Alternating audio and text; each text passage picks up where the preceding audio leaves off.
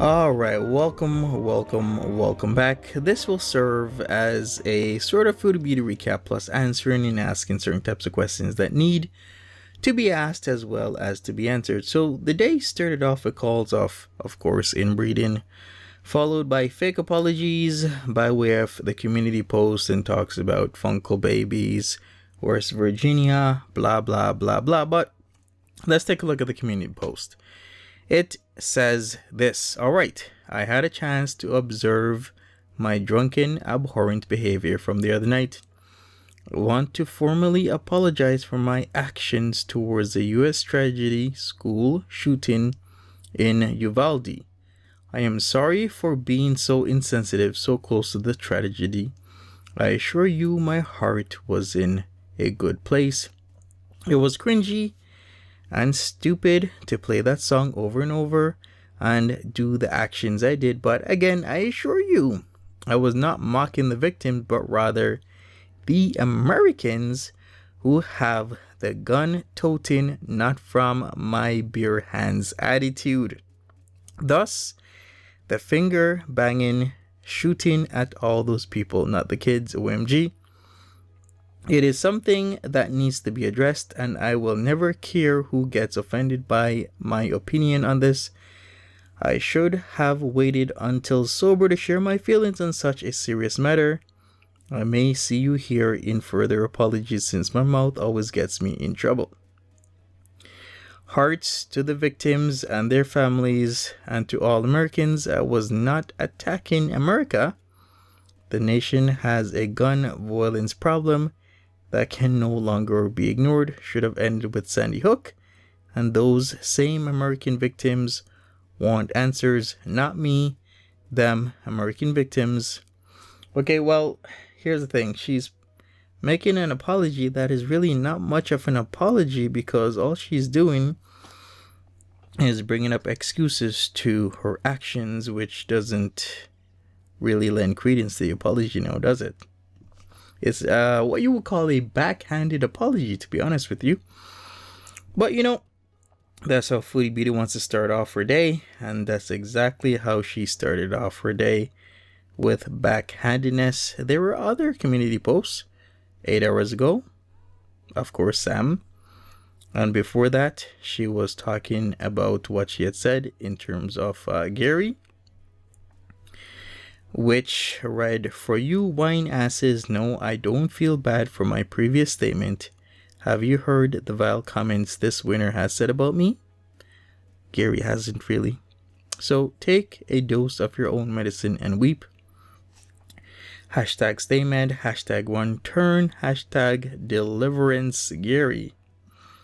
Yikes, Foodie Beauty, you're gonna eat them words. So, what live stream did she do? 3 live streams. The first one, she started off with Shut It DD stream, filled with, of course, deflections, non-apologies, and explaining things, trying to get herself out of trouble. Not only for her latest drunken stream, but the talks about inbreeding in West Virginia. She mentioned a JC, aka John Charles, that was a PSW and possibly cheated on BB with him. Furthermore, she mentioned a Diego, a pimp pushing THC pills amongst her friends. I mean, it was a jumble of information here. She talked about the place that she was in as a teenager. I think she was about 16 when her mom couldn't cope and placed her there. Home for troublesome teenagers. And she further goes on to talk about Nader again, talk about suing him for her mental health trauma, blah blah blah blah. And anyway, no, I'm not blaming them entirely for all my mental health problems, but what I went through, yeah, it did fuck me up a lot. So foster home, I was in a not a foster home, but like a group home for delinquent kids and fuck-ups when I was like 16. Communication is a must, yes. And they certainly wouldn't dress nice to hang out at traps. I wouldn't say he was dressing nice. He was dressing like He woke up that day, aspired to be a pimp, went to Value Village, got a budget suit, and went to the trap house with it. Smokes like a pack a day, I think. I can't even afford to make bubble and squeak. Absolute rubbish. There was no hauntings or nothing of that sort. Diego probably got that yellow. Probably from a dead person. I remember bringing him to a friend's once. Oh my god, I brought him to my friend's party. My friend is gonna be like, why are you telling people about this? I got in a fight at this party over him. He was like selling, brought some weird pills to the party. And he was trying to push these pills on my friends.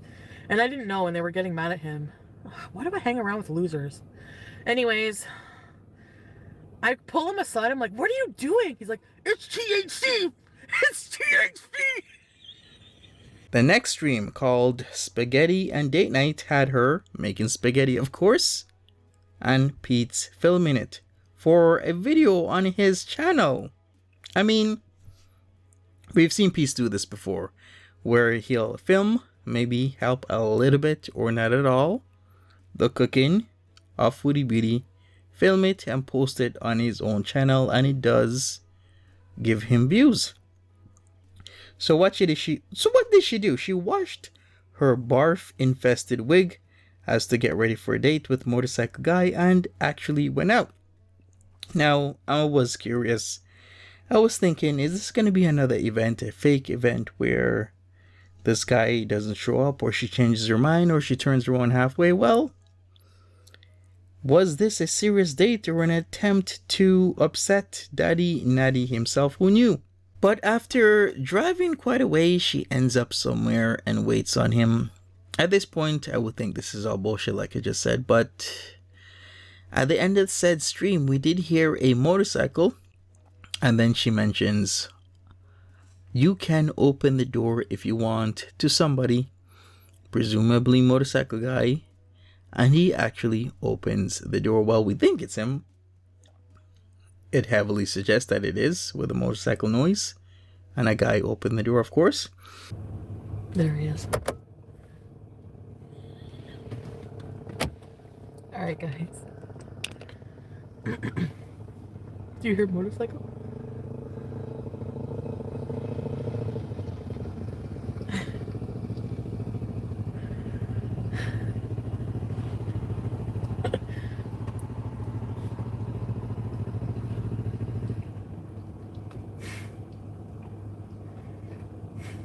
Alright, I'm gonna go.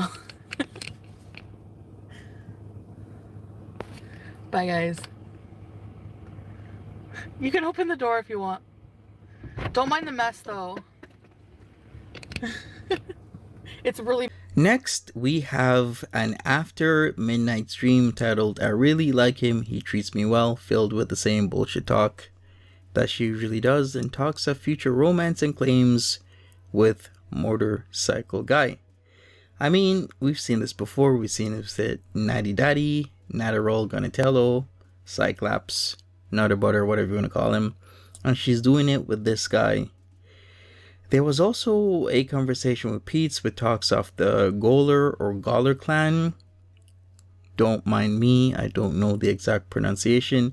This is a family from Nova Scotia made famous by way of claims of abuse and multi-generational incest. It was all over the news, I believe, in the 80s.